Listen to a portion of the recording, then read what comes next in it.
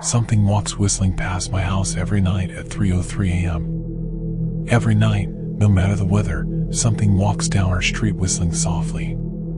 You can only hear it if you're in the living room or the kitchen when they walk by, and it always starts at exactly 3:03 a.m. The sound starts faint, somewhere near the beginning of the lane near the Carson place. We're towards the middle of the street, so the whistling moves past us before fading away in the direction of the cul-de-sac. When I was younger, my sister and I would sneak into the kitchen some nights to listen. Mom and Dad didn't like that, and we'd catch hell if they found us out there, but they were never too hard on us since we always stuck to the one big rule: don't try to look at whatever was whistling. My neighborhood is a funny place. I've lived here since I was 6 and I love it.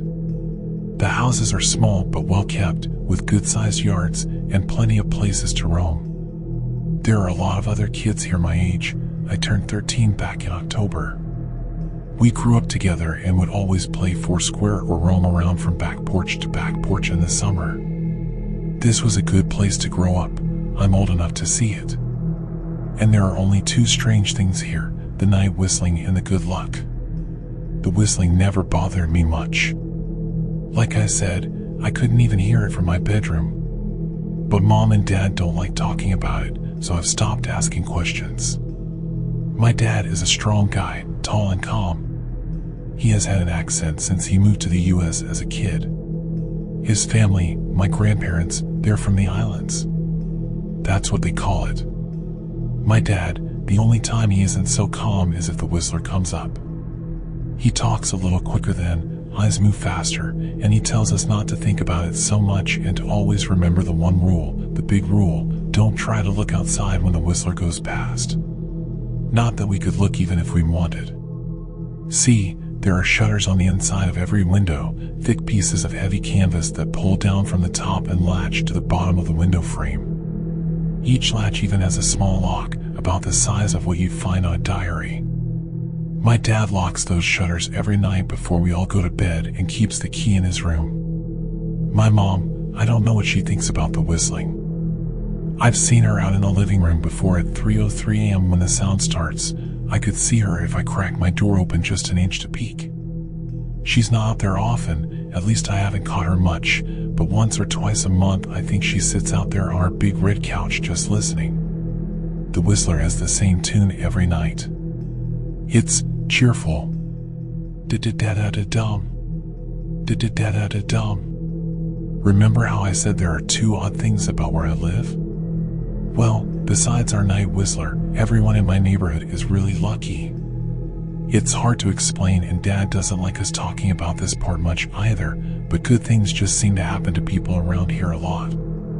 Usually, it's small things: winning a radio contest, getting an unexpected promotion at work, or finding some arrowheads buried in the yard, you know, the authentic kind. The weather is pretty good and there's no crime, and everybody's gardens bloom extra bright in the fall. A million little blessings, I've heard my mom say about living here. But the main reason we stay here, why we moved here in the first place, is my sister Nola. She was born very sick, something with her lungs. We couldn't even bring her home when she was born, only visit her in the hospital. She was so small, I remember, small even compared to the other babies.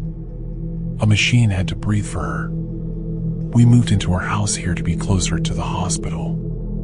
As soon as we moved here, Nola started getting better. The doctors couldn't figure it out. They chalked it up to whatever they were doing, but we all could tell they were confused. But my parents knew, even I knew, Nola getting better was just another of the million little blessings we got for living in our neighborhood.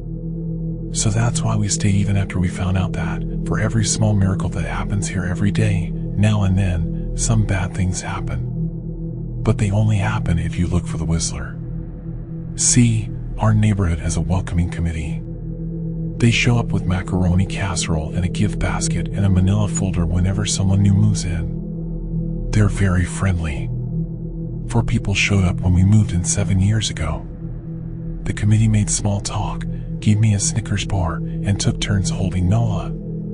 It was her first week out of the hospital, so they were extra careful. Then the committee asked to speak to my parents in private, so I was sent to my room where I still managed to hear nearly every word. The welcoming committee told my parents about how nice the neighborhood was, really exceptionally, hard to explain kind of nice. And then they told my parents about the even harder to explain whistling that happened every morning at 3:03 a.m. and ended at the tick of 3:05 a.m. The group, our new neighbors, warned my parents that the whistling was quiet, would never harm or hurt us, as long as we didn't look for what was making the sound. This part they stressed, and I pushed my ear into the door straining to hear them. People who went looking for the whistler had their luck change, sometimes tragically. A black cloud would hang over anyone that looked. Anything that could go wrong would. The manila envelope the committee brought over contained newspaper clippings, stories about car crashes and ruined lives, public deaths and freak accidents. Not everyone dies, I heard the head of the committee tell my dad. But the life goes out of them. Even if they live, there's no light in them ever again, no presence.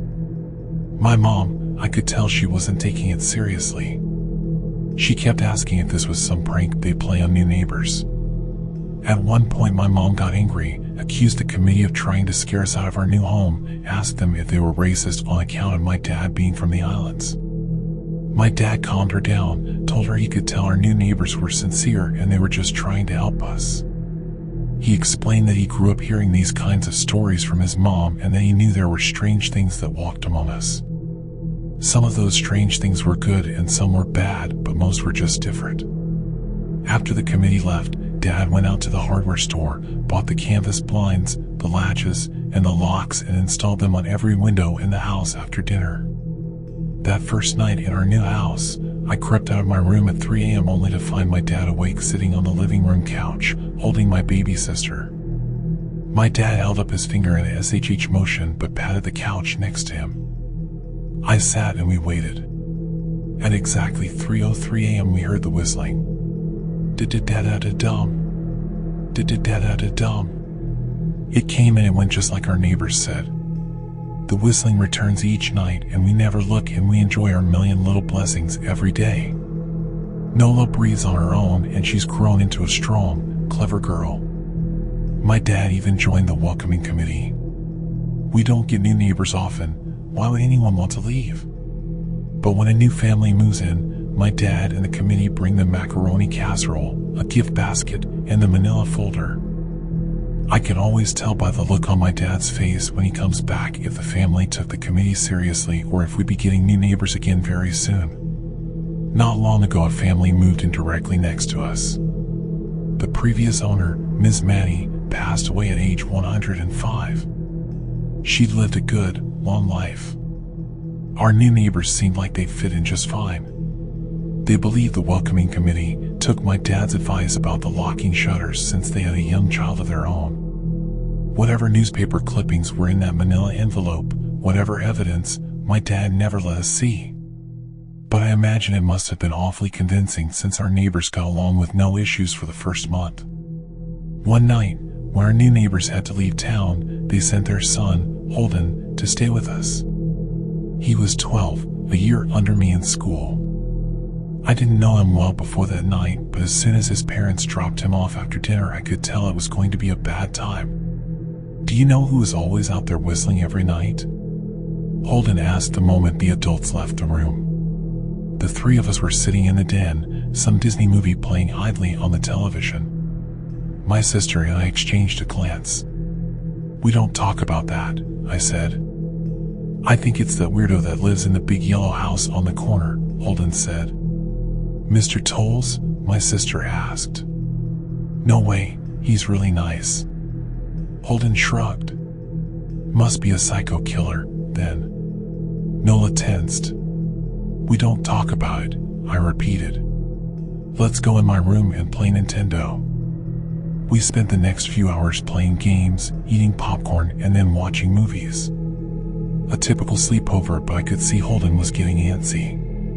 After my parents had wished us a good night, locked the blinds, and gone to bed, Holden stood up from his beanbag and walked over to where Nola and I were sitting on my bed. Have you ever even tried looking? He asked. It's nearly time. Like most sleepovers, we conveniently ignored any suggestion of a bedtime. I was shocked to see he was right. It was almost 3 a.m. I sighed. We don't dash. See, I can't even try to look because my dad locks the blinds every night and hides the key, he continued, ignoring me. So does our dad, said Nola. No, replied Holden. No, he doesn't. You saw him do it, I said, a little sharper than I meant to sound. Holden grinned. Your dad locks the blinds, yeah, but he doesn't hide the key. He keeps it right on his normal keychain. So? I asked, worried I already knew what he would say next. Because I had noticed that my dad didn't bother hiding the key anymore after all of these years. Because he knew we took it seriously.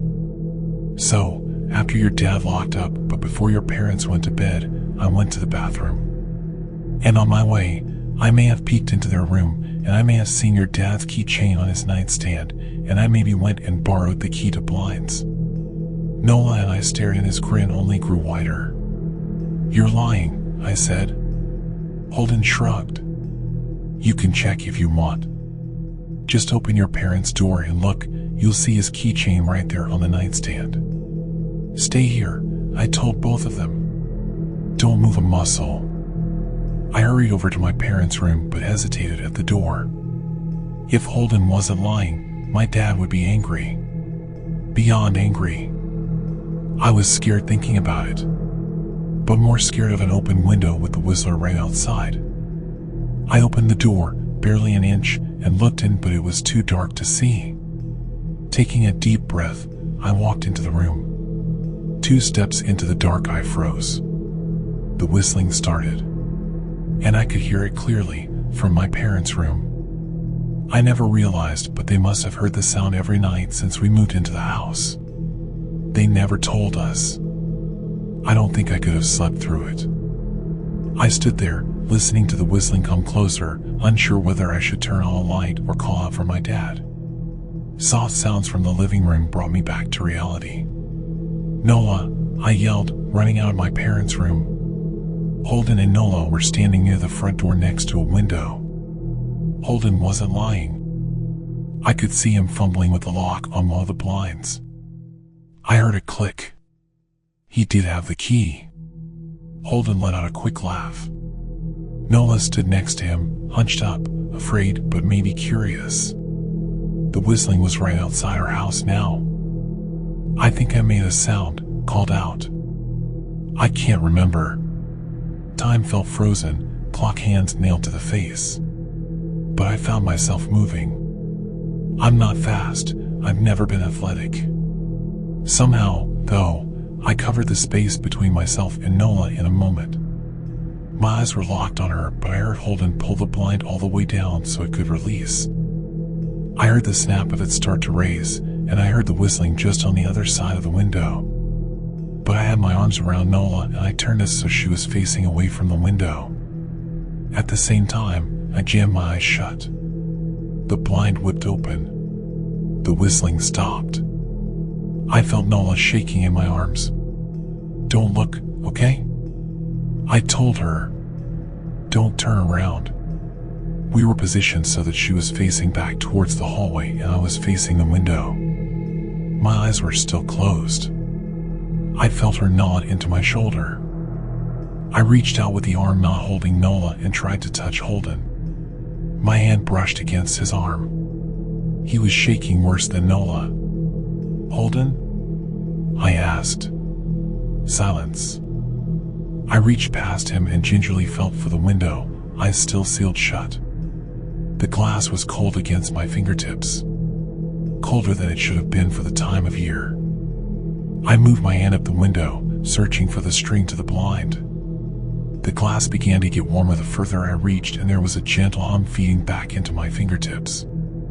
I tried not to think about what might be on the other side of the window. Finally, I touched the string and yanked the blind shut. I opened my eyes. In the dim light leaking out from the kitchen, I could make out Holden, pale and small, staring at the now closed window. Holden?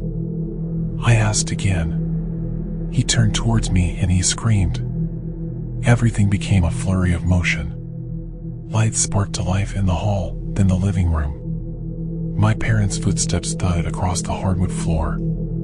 I didn't turn to look back at them. My eyes were glued to Holden. He was pale and bit his lip so hard there was a thin red line of blood running down his chin, and he'd wet himself. "What happened?"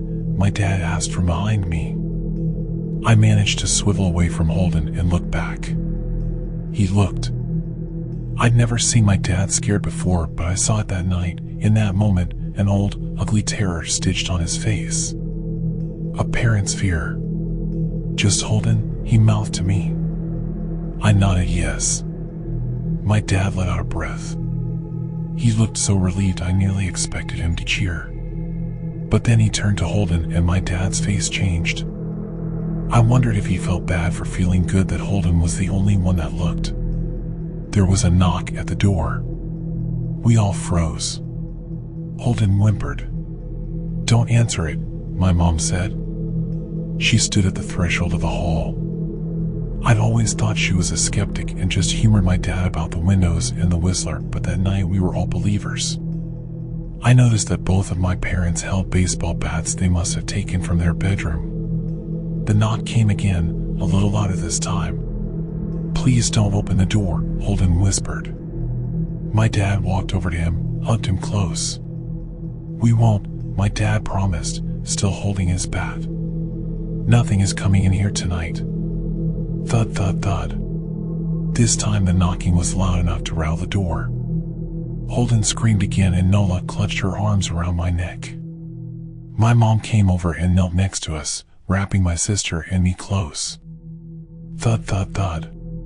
"Call the police," my mom whispered to my dad. The knocking instantly stopped. My dad looked over his shoulder at us. "Do you think?"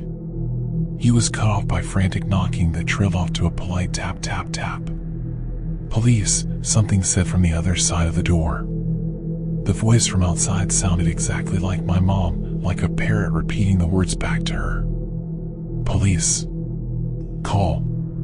The police, tap, tap, tap, police." My mom pulled us closer. "Police. Police. Police. Police. Please stop," I heard her whisper. "I don't think calling them will help," my dad said. "How will we know when they're the ones at the door?" The knocking came back harder than before. The door shook.